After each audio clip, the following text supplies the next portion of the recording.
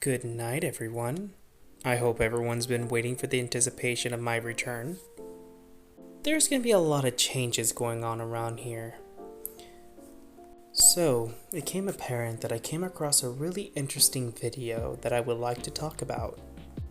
Vallé Verde. What particularly got me into this video was the fact that my transitioning into more video game and creepy aspects have been taken in soon, as well as my TikTok, now just purely voice acting and video game reviews. I felt like this was the perfect return for Dr. Creepypasta itself. Now let's not delay, let's go ahead and get into some nightmare gaming.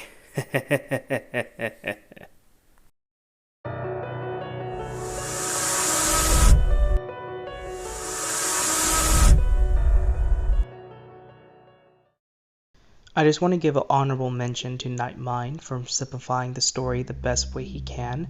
Me watching the video, I didn't know what was going on exactly. So, thank you, Nightmind, for simplifying the story for us.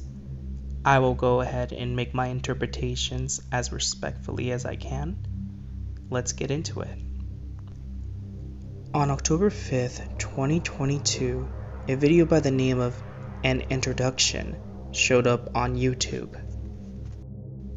The video description down below states, I wanted to give a short introduction before uploading the material I digitize.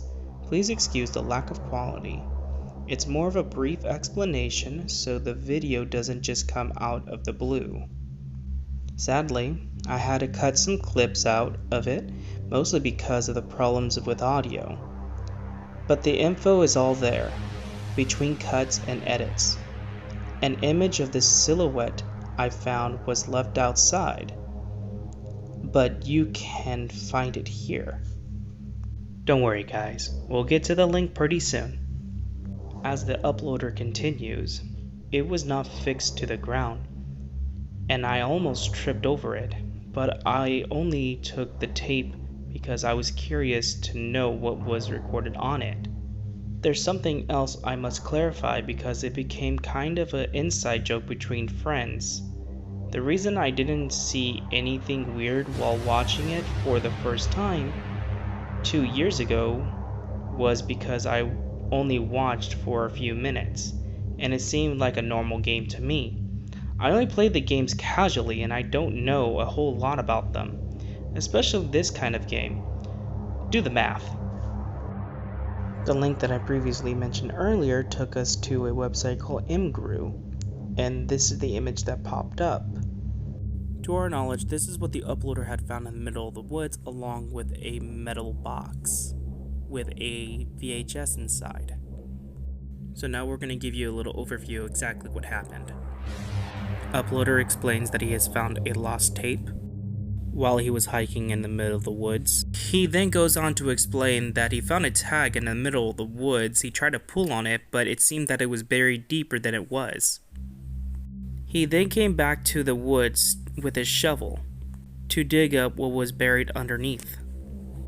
He then was able to dig up a metal box with the contents inside, which was very carefully packaged with styrofoam. Inside there was the lost VHS that he showed at the beginning of the video.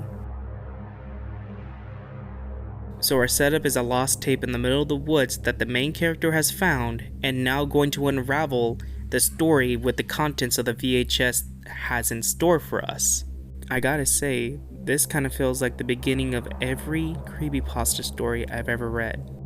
Now here comes the hard part, where we have to dissect the videos and understand what exactly is going on through the interpretation of the narrator or the storyteller, or you could say the uploader.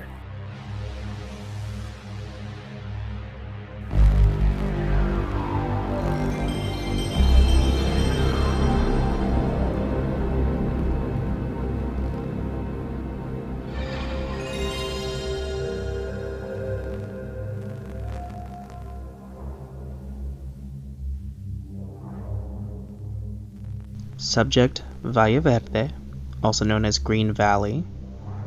It looks like it takes place February 14th, 1997, on Valentine's Day. So it looks like it's also been recorded in Japan, and the current status is unreleased, not supposed to be seen by the public. Process of investigation under the supervision of two different investigators, Robert Satirin and Pablo L. Gutierrez. Report summary: it looks like there's a malfunctioning in the AI, corrupt learning data, issues regarding products, specialized hardware. Interesting. Now, the thing that pops in my head, the first thing I look at this is the specialized hardware, meaning that this is like a limited release, and whatever this hardware they're referring to is some sort of interface, and I'm hoping that they can probably explain this later, which they do. And then something pops up. Onyxware was one of the developers, and then we have Shinizuka Institute of Science and Technology. Whoever was playing this game picked Spanish as the first language. They skip the intro and they go straight to the start screen. Vallé Verde. They choose to start a new game. Lucky for us that the creator actually put this in translation. Connecting. Please do not unplug the TH Brain device. Restart or turn off the console. Whatever the TH Brain device is, it kind of sounds like some sort of VR headset that you put on your head. Whatever this is, I'm pretty sure we're going to see TH Brain throughout the story as it interfaces with the video game itself. I'm getting some SAO vibes here. As you can see, this opening animation is so well done. Like something that I can actually pick up in Chrono Trigger seeing these VMFs. It's such great details. I have to say, that's freaking amazing.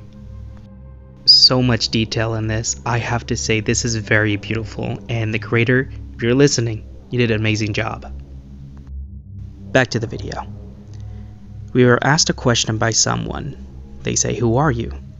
They never seen us before. As the character puts in test number 5, implicating this is the 5th time this has been done. To our knowledge, that how this is going, this must be a restart of a new game, but the 5th time someone has played this. They really put a lot of details in this. They even got to choose what gender you want to be, a boy or a girl. You can even put age and everything else on here. This is such great dedication towards the project and the work and the art. I can't stress enough how good this animation looks, so accurate for a PlayStation 1 game. I would say it's gonna be a little too good to be true. So whoever made this, or the creator that's listening, again, this is beautiful. Then the character gets asked which destination you want to be on, so this must be the overworld map. And then they chose the one right here.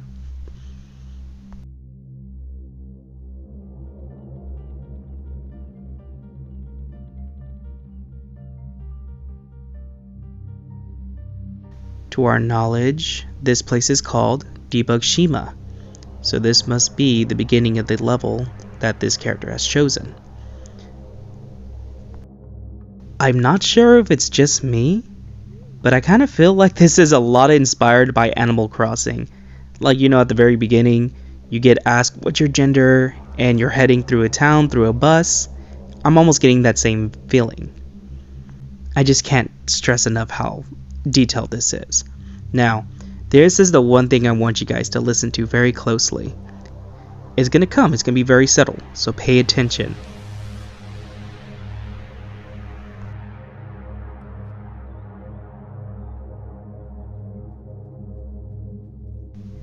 Did you see it?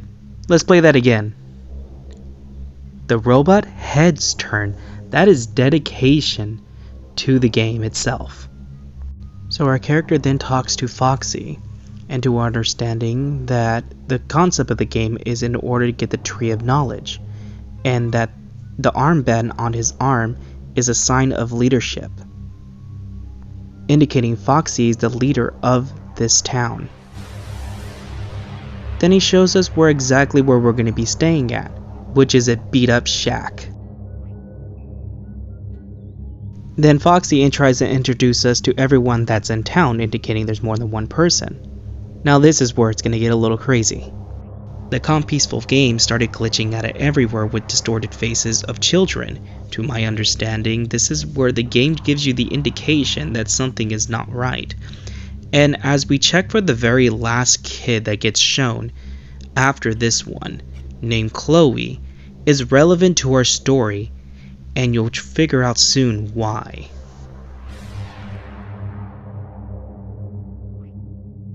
Also, Matthias is another key factor into this game, which later we'll find out.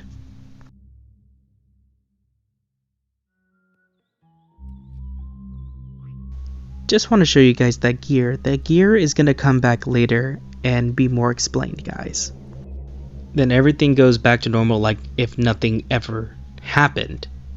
So the next thing that he tries to explain is that you can go talk to a few people around the village to give you a little help to go find the Tree of Knowledge.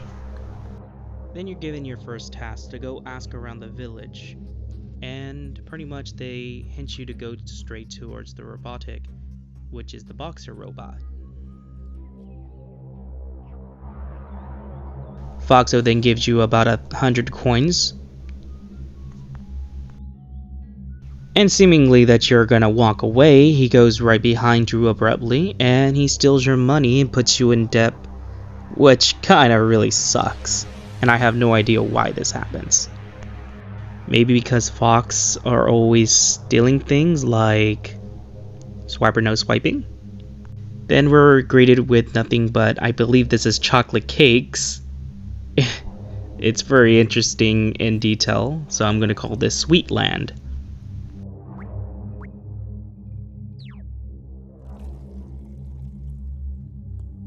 Our character then goes into the woods, then to be met with the most disturbing things of judgmental eyes. My interpretation would be that the character is being watched in some way or form, which, by the way, this is a little unsettling for most people. Then our character goes through the forest even further to be met with a lot of gold and a lot of wealthy art. My assumption would be that this means greed in some way or form of interpretation, and this is Foxo's lot of money. One of the tasks in the game is to remove that lot of money out of the way to go further into the forest. So he takes the money, and you receive a stash of coins. Our character then inspects the coins, and it says you stole it from the mayor's office, didn't you? He then proceeds to drop it. He takes few looks at some art, especially this one of a man holding a cross, which I'm assuming is Jesus. He goes further into the forest, and I think this right here is a trigger warning. So from here, he then goes inside this ominous red sky-like area.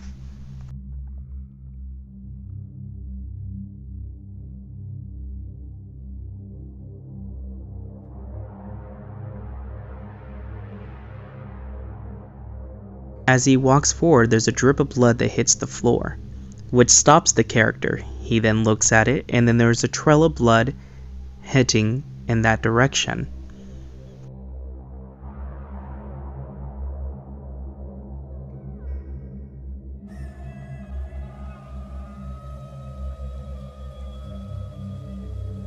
Did you guys catch that? Let's play it again. So, as we see the character slowly walking away back into the forest, there is a forceps that chases after him. Now, this is a speculum to my knowledge, and it's bloody. So, I think this is an interpretation of a clinical abortion. And it kinda got me on my seat for a few minutes. We're met by a lot of records, and it's about a man singing about working hard and trying to get some sleep after a hard day's work. As we're noticing here, as he steps forward, the song starts slowing down and getting more distorted, and it's harder for the character to leave. Now this next scene needs a little more explanation. So as the load screen pops up, you're met with a red angry eye looking over everyone in this red area.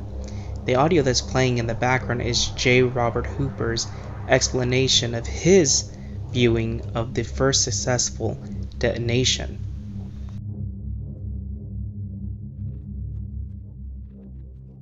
This next scene shows a very fleshy texture floor along with statues looking at themselves in the mirror, probably about their pride or maybe self-obsession. As the character steps forward, now greeted by something very holy. It looks like a holy ground, very safe, to make you feel more welcomed. Then we're greeted into some sort of church or cathedral, and then immediately jump cuts back to the village. Anomaly patient 2 unable to move. 2/15/1997 at 11:15.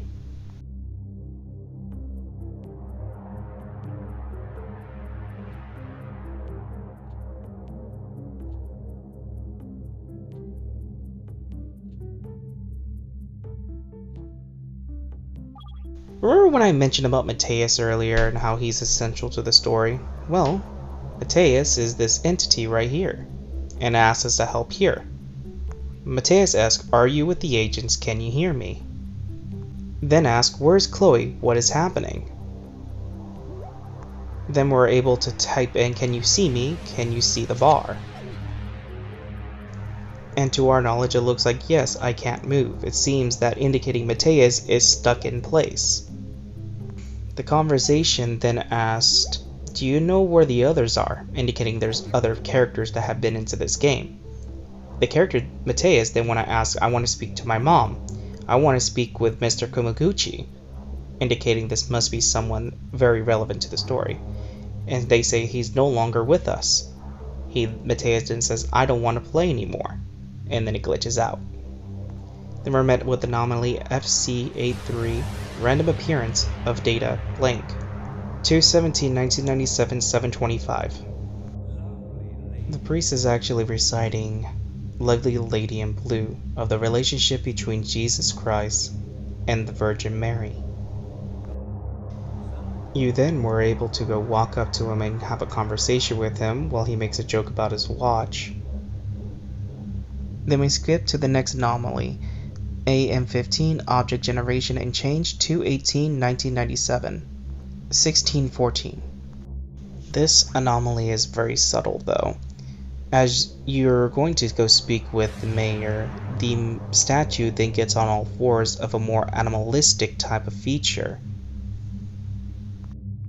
Then we're going to jump to the next anomaly, TE94 Object Generation 2/19/1997 at 7:46. This right here is like a flight simulation minigame that the developer decides to make. And yet again, I can't stress enough the details that they put the length into this video game. As he's flying towards something, it looks like it's the Statue of Liberty in the game. A very odd take on it too. Our next anomaly is then where two characters are in a single file line and clips through behind the building, and it takes a very perfect clipping in order to get to the back. We are then met with a tree with a triangle with two rulers.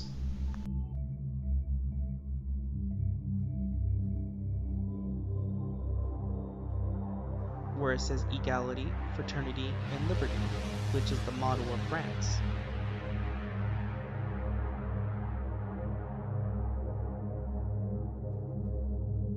I am going to give you guys a heads up, there will be a jump scare coming up very soon.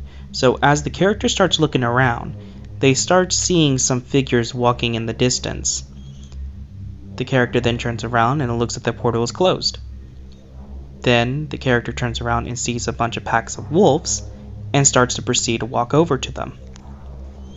As the character gets closer, then there is a white outlining of some sort of figure. To my understanding, it could be the fox or it could be some sort of lamb, as these fox glare down to him.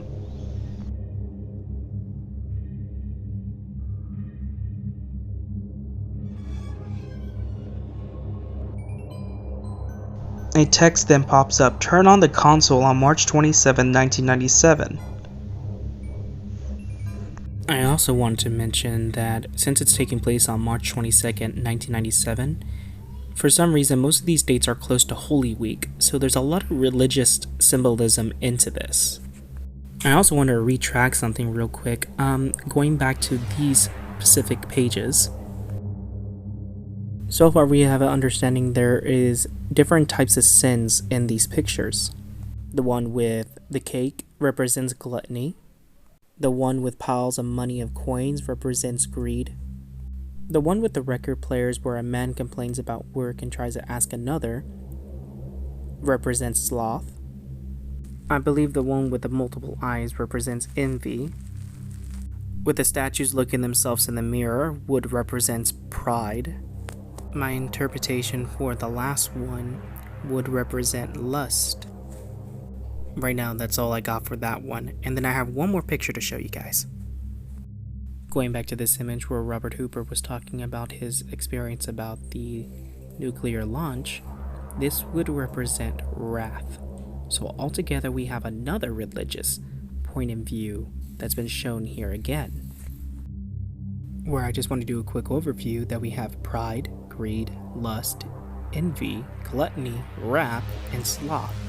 All of the 7 deadly sins that have been shown so far, just to validate that reason. Remember when I mentioned about the gear? So again, the gear shows up, and it seems that this is the influencer to influence our character to do things. As you can see, he looks around, and he says, "Are you hungry? Can you see it? This will satisfy your appetite." He looks at the banana, or grapes we would assume, and then he ends up eating it, representing the forbidden fruit. Also, we're going to break this scene piece by piece because it's going by very fast. The first thing the influencer says, "What have you done? Look at you. You have ruined yourself. Look at what you've done, imbecile. Why are you just standing there? Take as many fruits as you can. Quick, time is running out. You know you'll die, right? If you are up to the neck, why don't you keep on going down? Do you have something else than collusion in the earth? Take what you can. What are you doing there, losing time? You're already stained, aren't you? Go on. What difference does it make? Your destiny is sealed." And then it fades to black. To our knowledge, this right here is the influencer, almost like the snake in Eden's garden. So it fades back in, and it seems that he's back at the angel's garden again. And what seems to be a biblically accurate angel, which we'll get into a second in depth about that angel. To our knowledge, he inspects it, and this happens.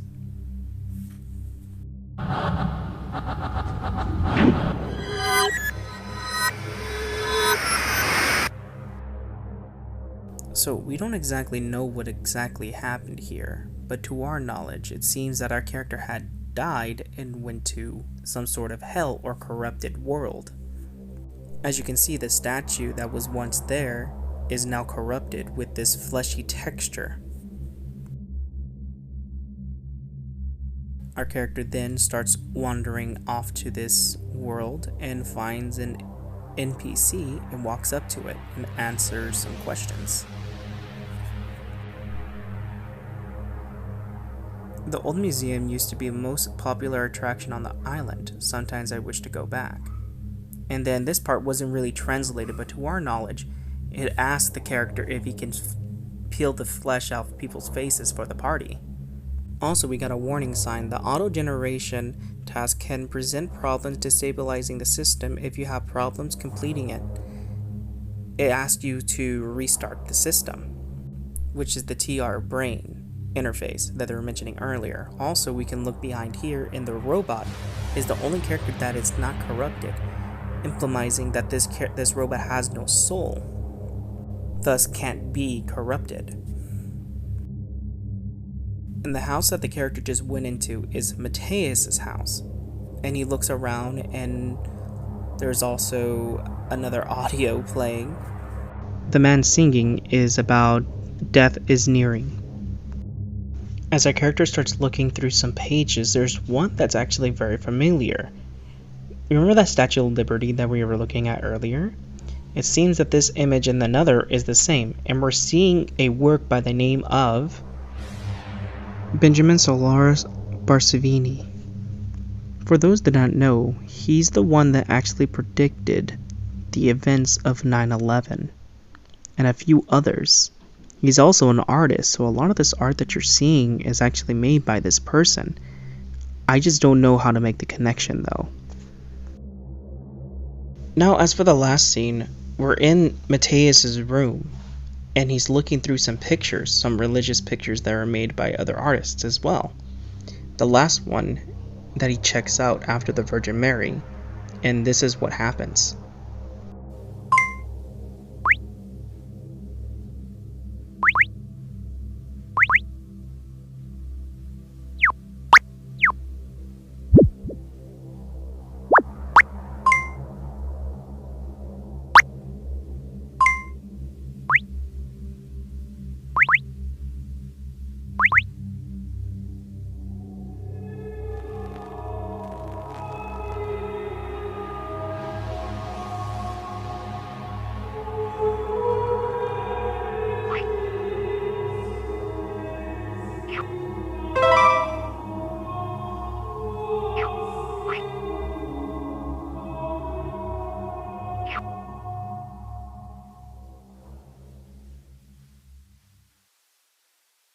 It seems our character was exalted from all sins, and now this is where the video ends.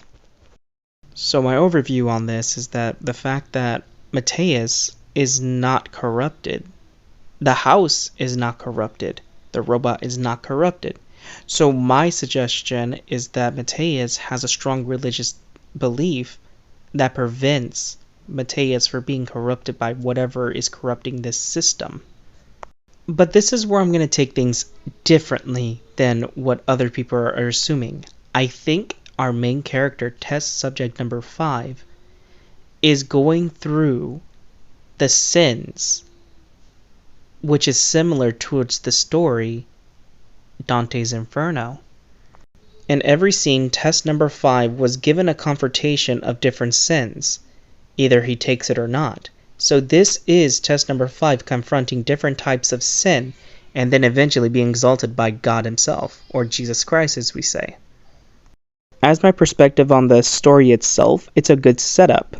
You got yourself a creepy video where it starts with a lost media being found in the middle of the woods, and then eventually, by showing the contents of what the video withheld, along with creepy aspects, and a motivator, which is the between the divine of evil and good, devil and God himself, tugging their war in this video game. But my issue is always where it's always been, where at the very beginning we felt like we were swayed in too fast into the story. If you slowly brung us into it with minor glitches or minor abnormalities, then yeah, we would understand that we're slowly being insuned into the story that rather abruptly put us in. It kind of takes away from that. But there are scary moments and jump scares that got me pretty good. I cannot wait till the continuation of this continues. I hope Alluvium has a chance to do it. If you guys haven't seen it yet, go ahead and check out Alluvium's YouTube page and check out the video for yourself. Alright guys, as always, keep it creepy.